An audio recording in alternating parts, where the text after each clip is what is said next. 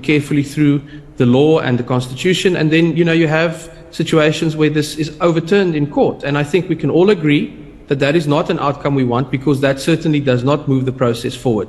So what I will be doing is going and closely studying those court judgments, closely studying the related legislation, so that I can get a clear understanding of where things went wrong, and then going back and coming with a plan that can actually work and that will actually also withstand the test of the Constitution. Because, as I say, this government of national unity is built on that principle of upholding the Constitution.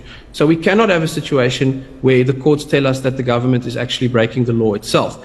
Having said that, I think it's important to understand that some of the capacity problems we have with regards to the processing of asylum seekers, refugee seekers as well, is a major part of the problem here.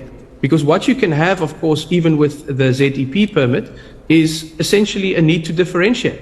There are people there who have subsequently applied for other visas. There are people there who have subsequently obtained skills that they are now seeking to contribute to South Africa.